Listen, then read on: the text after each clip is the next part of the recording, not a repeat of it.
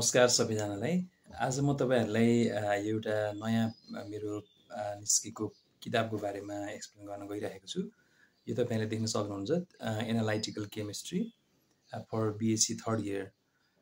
So यो किताब तपाईहरुले किन पढ्ने भन्दाखेरि सबभन्दा पहिला त तपाईहरुले कुनै पनि बीएससी थर्ड इयर पढ्ने विद्यार्थीहरुले चाहिँ यो इलेक्टिभमा चाहिँ इलेक्टिभ सब्जेक्ट अन्तर्गत यदि तपाईहरुले एनालाइटिकल केमिस्ट्री लिनुभएको छ भनेदेखि यो मेरो टेक्स्ट बुक यो तेस्रो एडिसन हो, थर्ड एडिसन हो र यो 2071 सालमा पहिलो एडिसन निस्केको थियो भने दोस्रो एडिसन हुँदै यो तेस्रो एडिसनमा पुगेको छ र यो भर्खरै बजारमा आएको एक हप्ता जति भयो।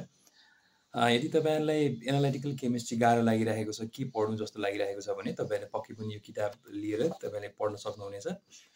यो एनालाइटिकल केमिस्ट्री विशुद्ध बीएससी थर्ड इयरको सिलेबसमा आधारित छ र बेसिक कन्सेप्ट्स एनालाइटिकल केमिस्ट्रीको जुन बेसिक कन्सेप्ट्सहरु छ त्यो बेसिक कन्सेप्ट्सहरु तपाईले यसमा पाउन सक्नुहुनेछ। जस्तै पहिलो च्याप्टरमा एनालाइटिकल केमिस्ट्री भनेको के हो, एनालाइटिकल मेथड्स के हो, इन्स्ट्रुमेन्टल मेथडदेखि लिएर केमिकल मेथडहरु के कस्ता मेथडहरु हुन् र बेसिक फन्डामेन्टल कुराहरु तपाईले च्याप्टर फर्स्टमा पाउनुहुन्छ भनेदेखि च्याप्टर सेकेन्डमा तपाईले पाउनुहुन्छ statistical methods in analytical chemistry. कसरी हामीले स्ट्याटिस्टिक्सलाई युज गर्न सक्छौं एनालाइटिकल केमिस्ट्रीमा भनेर तपाईले तेस्रो च्याप्टरमा पाउनुहुनेछ। र तेस्रो च्याप्टर तपाईले हेर्नुहुन्छ भनेदेखि टाइट्रिमेट्रिक एनालाइसिस अथवा भोल्युमेट्रिक एनालाइसिस जुन भन्छ त्यसको बेसिक फन्डामेन्टल कुराहरु तपाईले यसमा पाउनुहुनेछ। र अर्को नम्बर च्याप्टर 4 मा जानुहुन्छ भनेदेखि ग्राभिमेट्रिक एनालाइसिसको फन्डामेन्टल कुराहरु बेसिक कुराहरु तपाईले यसमा पाउन सक्नुहुनेछ। त्यसैगरी सेपरेसन मेथड अन्तर्गत सल्भेन्ट एक्सट्र्याक्सन टेक्निक तपाईहरुले यसमा पाउन सक्नुहुन्छ च्याप्टर 5 मा भने च्याप्टर 6 मा तपाईले क्रोमेटोग्राफी टेक्निकहरुको बारेमा तपाईले डिटेलमा पाउन सक्नुहुनेछ। विभिन्न किसिमका टेक्निकहरु जस्तै HPLC, gas chromatography, TLC, column chromatography लगायत धेरै कुराहरु तपाईले यसमा पाउन सक्नुहुनेछ। त्यस्तै च्याप्टर 7 मा जानुहुन्छ भनेदेखि तपाईले इन्स्ट्रुमेन्टल मेथड्सहरु तपाईले पाउन सक्नुहुनेछ। जस्तै एटोमिक एब्जर्प्सन स्पेक्ट्रोस्कोपी एएस हामी भन्छौं, जस्तै त्यस्तै यूवी भिजिबल स्पेक्ट्रोस्कोपी, त्यस्तै गरेर फ्लेम फोटोमेट्री र पोलरिग्राफी टेक्निकहरु तपाईले यसमा पाउन सक्नुहुनेछ।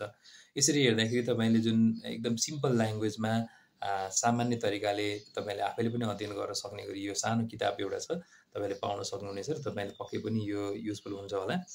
यसको अर्को नयाँ पक्ष भनेको तपाईले अहिलेसम्म सोधिएका प्रश्नहरुलाई तपाईले हरेक एक्सरसाइजको अन्तिममा पनि पाउन सक्नुहुनेछ र यसको पछाडी हामीले 2071 देखि लिएर गएर अहिलेसम्म 2081 सम्म आइपुग्दाखेरि कस्तो क्वेशनहरु सोधिए, त्यसको सोलुसन कसरी लेख्ने, त्यसलाई कसरी आन्सर गर्ने भन्ने कुराहरु पनि यसमा तपाईले पाउन सक्नुहुनेछ।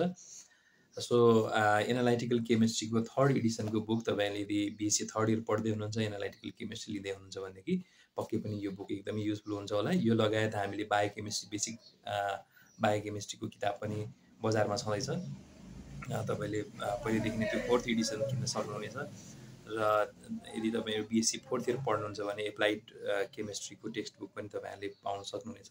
त्यसैगरी बीएससी फर्स्ट इयर र सेकेन्ड इयरको मेजर केमिस्ट्री जुन छ त्यो केमिस्ट्रीको कम्पलसरी केमिस्ट्री अथवा मेजर केमिस्ट्री भन्नु त्यसको चाहिँ टेक्स्ट बुक तपाईहरुले पाउन सक्नुहुन्छ भनेदेखि क्वेशन आन्सर जस्तो बुक चाहिँ तपाईहरुले ह्यान्ड बुक पनि पाउन सक्नुहुनेछ। सो हामीहरुको टिमले निकालेको बुकहरु तपाईहरुले पक्कै पनि हेर्नु होला र पढ्नु होला।